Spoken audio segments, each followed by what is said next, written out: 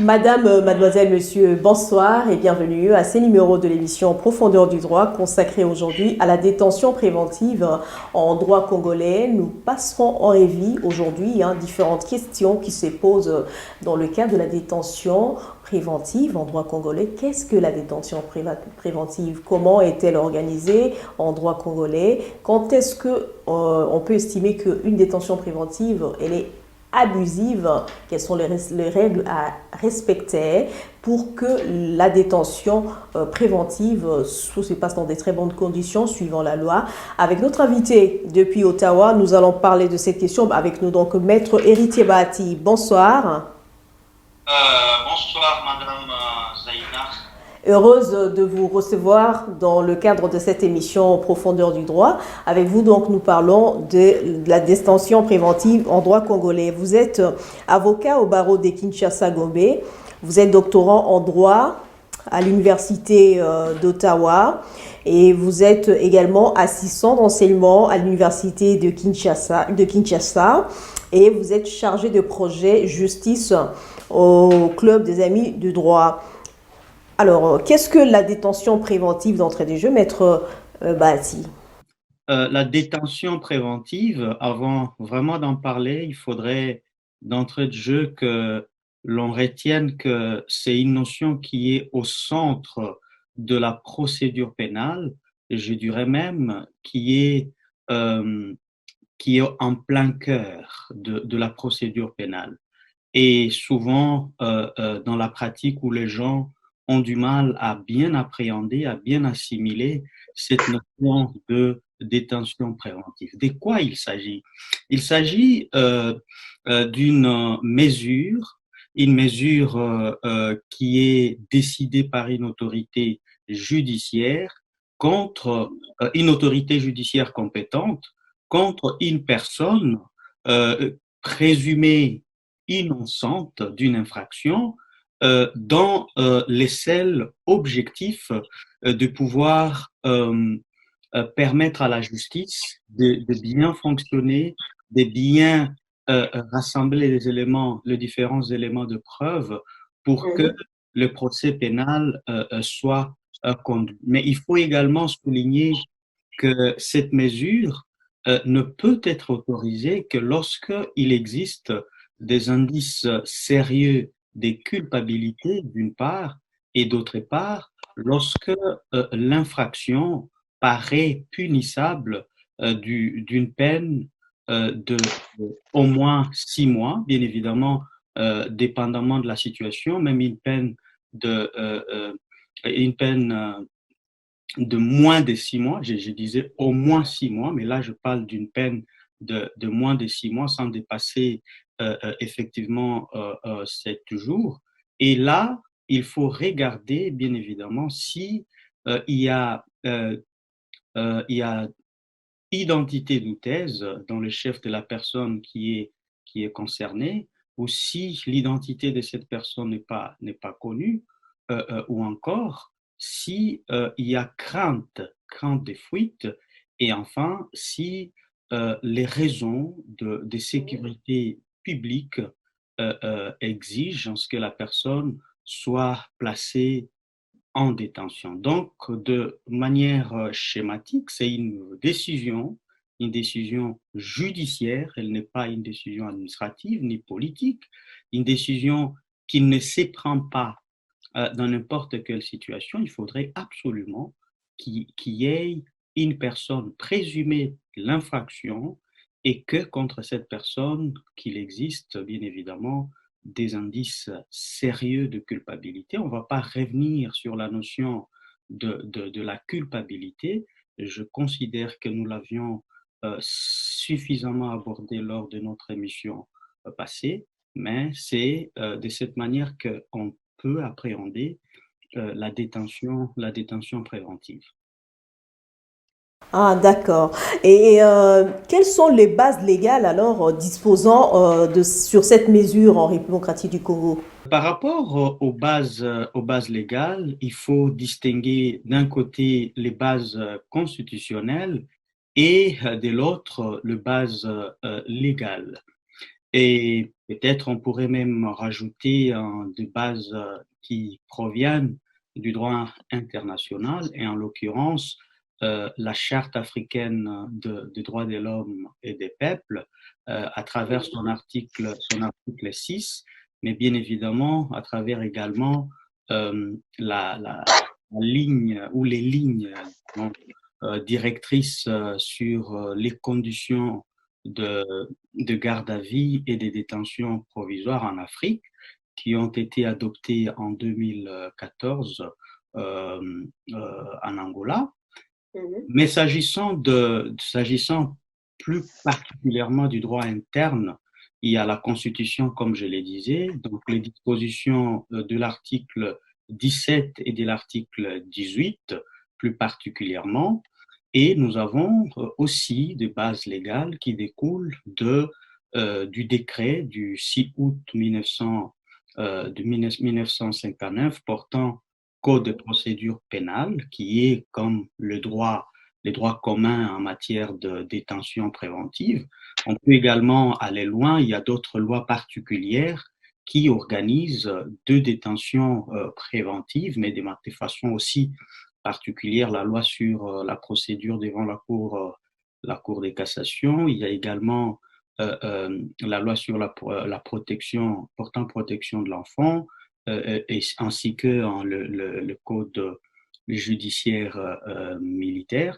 Donc, le droit commun ou le fondement de la détention préventive, c'est la Constitution, les décrets du 6 août 1959 avec quelques lois particulières, mais à cela, on pourrait bien évidemment ajouter l'article 6 de la Charte africaine des droits de l'homme et des peuples et avec bien évidemment les lignes directrices adoptées par la Commission de l'Union africaine dans le cadre de mesures exceptionnelles qui portent atteinte à la liberté.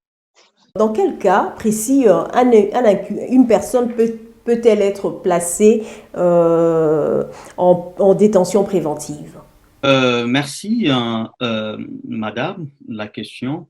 Je voudrais, avant de répondre à cette question, rappeler que notre législateur a entendu accorder une place très capitale à la détention préventive en y consacrant tout un chapitre. C'est le chapitre 3 du Code de procédure pénale qui comprend 20 articles. C'est parmi l'un des chapitres le plus long en termes de nombre d'articles de ce code.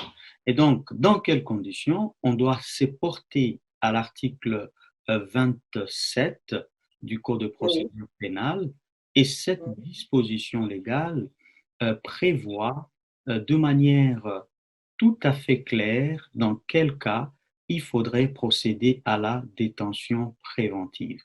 Et quand je dis prévoir, ça signifie, je dois les rappeler, qu'une mesure de détention préventive doit être exceptionnelle.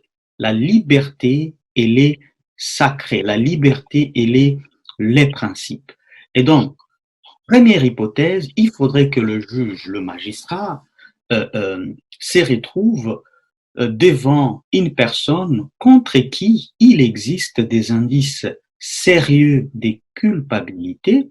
J'ai envie de parler de charges suffisantes de croire que cette personne a commis une infraction pour éviter cette notion de culpabilité dont on avait parlé la dernière fois. Et donc, la question est de savoir qu'est-ce qu'on entend par indice sérieux de culpabilité? Quels sont les faits?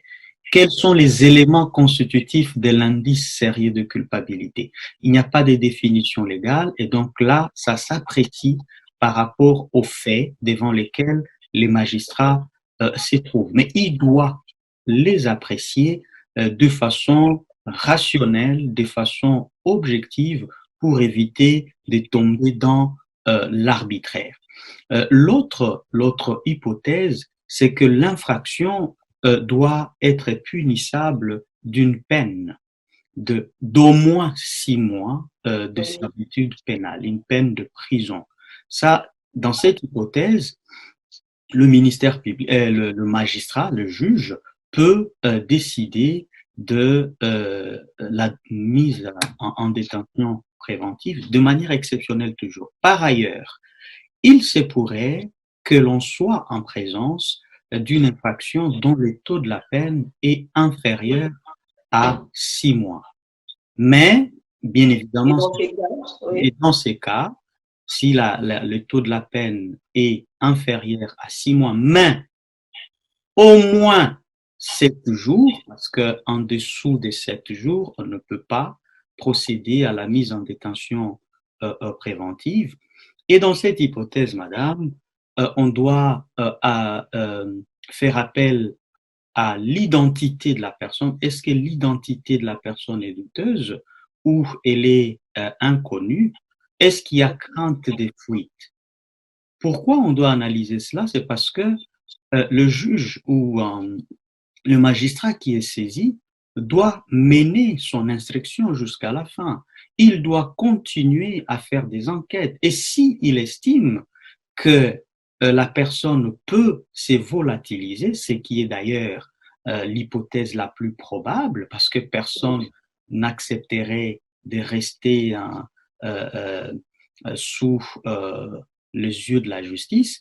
Et donc, le magistrat, s'il estime bien évidemment qu'il y a crainte de fuite, il y a identité douteuse, il y a identité inconnue, ou encore il y a l'intérêt de la sécurité publique qui est en jeu. En ce moment-là, le magistrat peut, même s'il se retrouve devant une infraction de moins de 6 mois, mais de, de pas moins de 7 jours, pour que ça soit clair, il peut placer la personne en détention. Une précision, madame, par rapport à ces éléments. Oui.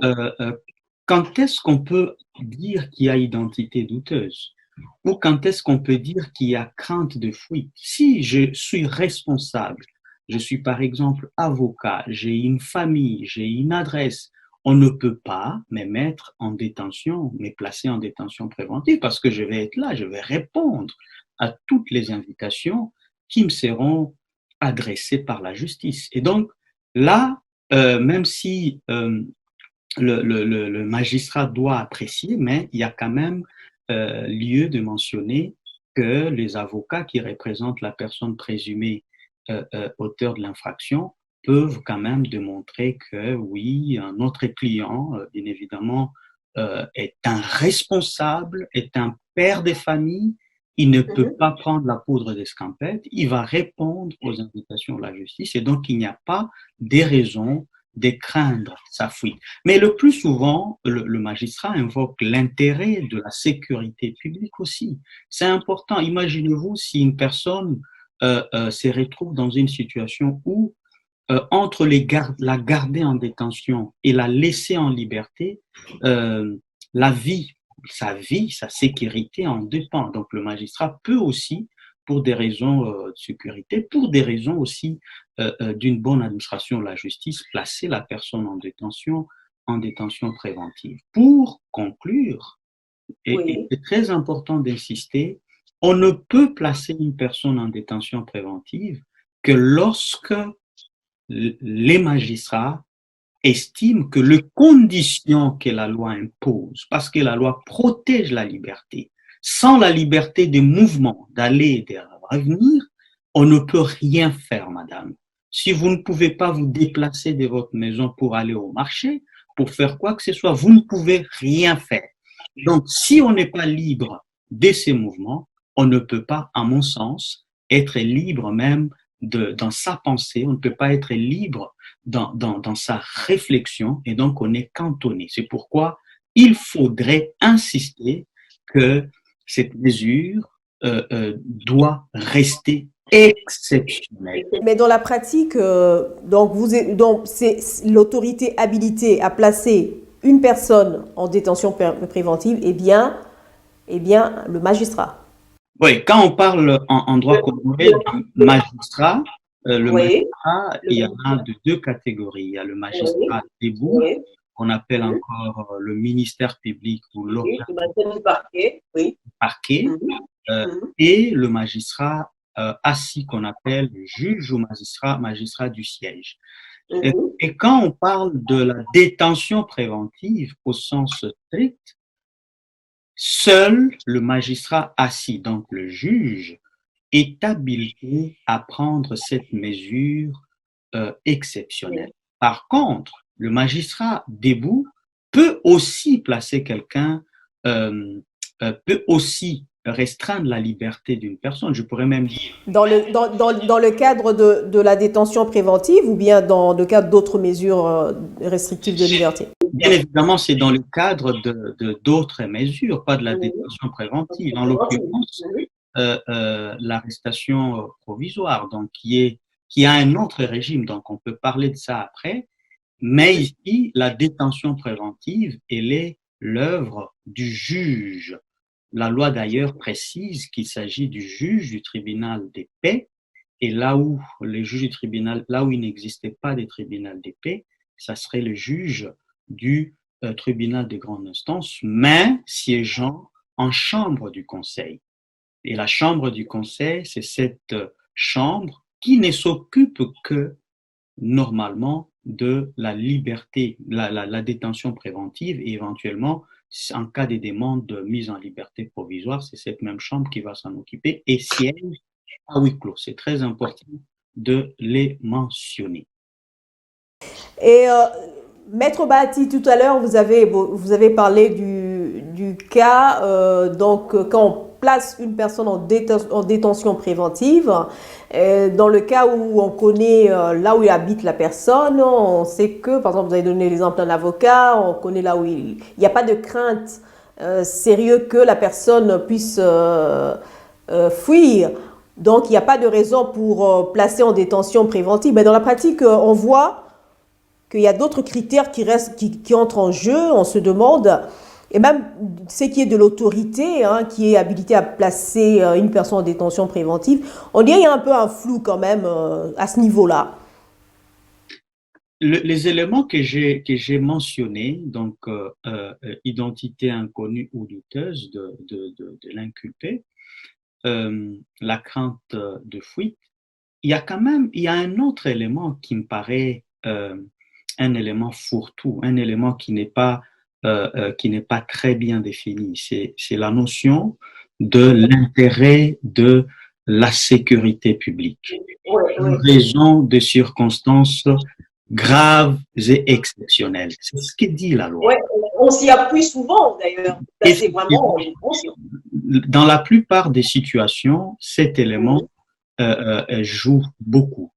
Alors, je suis curieux peut-être de lire. Il y a le professeur Louzoulou, dont la thèse de doctorat a porté sur la détention préventive en droit zaïrois à l'époque, qui a quand même à cette époque-là fait une étude pour savoir les gens ou les personnes qui sont placées en détention préventive, quelles, sont, quelles sont les raisons qui sont les raisons subjectives, bien évidemment, les raisons factuelles qui sont avancées par le magistrat, par le juge qui le place en détention préventive. Et il a fait quand même des statistiques très intéressantes. Aujourd'hui, une étude d'actualisation serait très intéressante pour savoir, par exemple, quand le juge place une personne en détention préventive en raison des circonstances graves et exceptionnelles liées à la sécurité publique, il avance quel raisonnement, il donne quel fait, comment il motive, comment il explique ces circonstances graves et exceptionnelles. Ça pourrait nous permettre d'avoir quand même une idée, d'avoir quand même une notion, de se dire, OK, donc quand le juge, dans la pratique, invoque des raisons graves et exceptionnelles, il se fonde généralement, lorsqu'il s'agit d'un homme politique, par exemple, c'est un procès dans lequel un homme politique est mis en cause, quelles sont ces circonstances-là? Si c'est en matière d'enfants en conflit avec la loi, quelles sont ces circonstances, par exemple? Donc, ça pourrait aider dans la clarification de cette notion. Mais en général, c'est vraiment une notion qui intervient beaucoup en matière de détention préventive. Et quelle est la durée légale de la détention préventive, hein? Parce que deux fois, on voit, ça va de jour en jour, c'est augmenté, c'est augmenté. La durée légale, c'est laquelle pour une détention préventive? Et de la détention préventive est fixée à l'article, est organisée plutôt par l'article 30 du Code de procédure pénale. Et il faut le préciser, c'est une Mhm. durée qui est très bien encadrée et qui ne doit pas souffrir d'un quelconque dépassement injustifié. Les premiers délais, c'est les délais de 15 jours. Donc, lorsque la personne a été placée sous mandat d'arrêt provisoire et que le magistrat du ministère public estime qu'il n'a pas encore fini l'instruction préparatoire, il peut présenter l'inculpé devant le juge des détentions préventives siégeant en chambre du conseil et ce juge, s'il estime nécessaire, il va prendre la première ordonnance qu'on appelle ordonnance d'autorisation de mise en détention préventive qui est d'une durée de 15 jours. Donc, la détention préventive est de 15 jours. Mais ces délais commencent à courir Oui. quand? Ces délais commencent à courir du moment où la décision, à partir du moment où l'ordonnance ou la décision de mise en détention préventive est prise. À l'expiration de ces délais des 15 jours, si le juge, ça j'ai dit 15 jours c'est les premiers délais, mais à l'expiration de ces 15 jours, si les magistrats du ministère public estiment qu'il a encore besoin du temps, rappelez-vous, pour poursuivre une personne en justice, cela nécessite beaucoup de travail. Ça nécessite du sérieux dans la recherche des éléments constitutifs de l'infraction, dans la recherche des éléments des preuves. Si, dans le délai de 15 jours, disais-je, les magistrats estiment qu'il n'a pas fini, c'est pourquoi il avait demandé la mise en détention préventive, il peut retourner devant le juge compétent, siégeant en chambre du conseil, le juge des détentions, pour lui demander cette fois-ci la confirmation de cette ordonnance de mise en détention préventive. Et la confirmation, elle est de 1 mois. Donc, on quitte 15 jours pour une prorogation de 1 mois et aussi longtemps que l'intérêt, c'est ce que la loi dit, aussi longtemps que l'intérêt l'exige, le ministère public ou le magistrat peut toujours revenir pour demander la prorogation. Attention, attention, il y a quand même une précision, une précision à donner. La loi dit aussi longtemps. Donc, dans la logique législateur, 15 jours après 1 mois. Mais c'est pas de manière infinie, en fait. Le législateur a quand même limité en disant que la prorogation de la détention préventive ne peut pas se faire plus d'une fois lorsque l'infraction est punissable d'une peine supérieure à 2 mois d'emprisonnement ou des travaux forcés. Donc là, c'est une seule fois qu'on proroge. Donc, après 15 jours, confirmation, la prorogation, 1 mois, ça sera l'unique prorogation lorsque l'infraction est punissable de euh, d'une peine supérieure à 2 mois, n'est pas pénible d'une peine supérieure, donc inférieure à 2 mois, ou de travaux forcés. 3 prorogations consécutives. Ici, il s'agit de l'infraction dont le taux de la peine est, est égal ou supérieur à 6 mois d'emprisonnement. Donc là, on accepte la prorogation, mais pour 3 fois. Mais à l'expiration, si on a obtenu 3 prorogations, le juge ne peut plus proroger la détention préventive. Il arrête de siéger comme juge de chambre de conseil, donc il ne va plus siéger de cette manière, et ça devient il faut présenter les détenus, il faut présenter les détenus devant le juge compétent qui statue cette fois-ci en audience publique.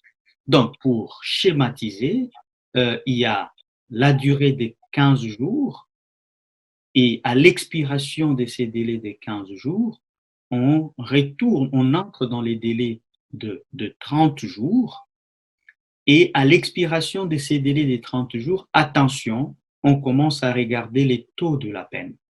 Si on est dans l'hypothèse où les taux de la peine et, ne dépassent pas 2 mois d'emprisonnement ou de servitude pénale, là, la prorogation ne peut se concevoir qu'une seule fois. Mais par contre, si on est dans l'hypothèse où le taux de la peine est égal ou supérieur à 6 mois d'emprisonnement, en ce moment-là, on ne peut pas dépasser 3 prorogations, donc 3 fois, et dans l'hypothèse où on est, si on a toujours besoin de la détention préventive, en ce moment-là, la loi dit qu'il va falloir présenter les détenus devant le juge Le juge. Mais dans la pratique, c'est pas toujours ce qu'on voit. Il y a beaucoup de gens qui sont, après une détention, donc, qui sont en prison même, n'ont jamais été présentés devant le juge. On ne sait pas dans quel cas ils se trouvent exactement. Donc il y a beaucoup quand même de choses à revoir et beaucoup d'abus dans le cadre de la détention préventive en République du Congo. Oui, dans la pratique, il y a vraiment beaucoup d'abus, mais ces abus parfois sont encouragés ou sont consolidés par le manque d'information. Voilà, il y a une émission comme celle-ci, c'est bien, pour permettre aux justiciables de savoir que la mesure de détention préventive, elle est exceptionnelle et en aucune façon elle peut être prise, elle ne peut être prise sans qu'elle ne soit conforme aux exigences légales et constitutionnelles. Et donc, si les gens ou les justiciables sont suffisamment informés, ça permet quand même aussi de limiter les abus. Et en dehors de cela, en droit congolais, on n'a pas un juge de détention, un juge de liberté. C'est aussi une question qui se pose. Il serait très intéressant, le professeur Luzolo Bambilesa les dit souvent, il serait intéressant d'avoir un juge spécialisé en liberté. La liberté est très fondamentale. Vous voyez, je vous ai dit que la Constitution consacre cette liberté, proclame son caractère inviolable et le Code de procédure pénale revient là-dessus. Donc, c'est très important que nous puissions avoir, dans le cas des réformes à venir, un juge spécialisé en liberté, un juge qui n'est là que pour siéger en tant que juge des libertés et des mises en détention, préventives comme sous d'autres cieux. C'est très, très important. Chez nous, c'est le juge ordinaire qui joue ce rôle. Alors que si on a un juge spécialisé qui n'a que ça comme travail, ça serait, Ça aiderait à les choses à aller mieux. Oui. Oui. Et que pensez-vous, Maître Bahati, de la présomption d'innocence qui est consacrée en droit congolais, l'incidence? Vous ne pensez pas que la détention préventive énerve un peu le principe de la présomption d'innocence consacrée en droit congolais? Déjà, quand on parle de la détention préventive, en tant que mesure exceptionnelle, ça signifie que ça ne vient que pour des raisons liées à la bonne administration de la justice, pour des raisons liées à la bonne conduite de l'instruction. Et donc, c'est pour permettre, c'est peut-être avantageux aussi, pour que la personne qui est poursuivie puisse puisse bénéficier du temps nécessaire, pouvant permettre à la justice, au juge ou au magistrat de rassembler tous les éléments. Et ici, quand on dit la détention préventive, c'est généralement quand c'est l'instruction préparatoire, c'est les ministères publics qui demandent, mais ils les demandent pour continuer à chercher les éléments. Et quand ils cherchent les éléments, La personne quand même mais la personne est encore présumée innocente, donc mais placée quand même en détention. oui, on pourrait dire que placer la personne en détention, c'est comme si on considérait d'emblée la personne comme coupable, mais je pense vraiment pas parce que dans la philosophie de la procédure pénale, c'est que la procédure protège et l'accusé et la victime. D'ailleurs, la procédure protège plus l'accusé. Et vous voyez que ce que je disais, le magistrat du parquet, en gardant la personne, ça peut aussi être, non, disons le juge, en plaçant la personne en détention préventive, ça peut aussi être lié à des raisons des protections de cette personne. Ça peut aussi être lié. Vous avez déjà remarqué, par exemple, en cas d'un accident grave sur la route et que le chauffeur cherche à fuir, il trouve refuge où? C'est à la police, c'est au parquet. En fait, parfois, ça protège aussi l'accusé contre les vindictes populaires parce que la masse est irréfléchie. En cas d'une infraction, la masse peut se rabattre sur l'auteur de cette infraction et faire tout ce qu'elle peut faire. Et donc, c'est pour dire que la détention peut aussi, dans une certaine mesure, être profitable à l'auteur présumé de l'infraction. Merci beaucoup, Maître Bahati, pour votre intervention sur cette question importante de la détention préventive en droit congolais. Je vous remercie. Vous intervenez donc depuis Ottawa, au Canada. Maître Bahati est avocat au barreau de Kinshasa-Gombe. Il est doctorant en droit à l'université de Ottawa. Il est assistant d'enseignement à l'université de Kinshasa et chargé de projet justice au club des Amis du droit du Congo. Nous vous remercions, Madame et Messieurs, d'avoir suivi cette émission. Nous vous fixons rendez-vous pour un autre numéro de votre émission Profondeur du droit sur votre chaîne Yuan TV. Au revoir et à la prochaine.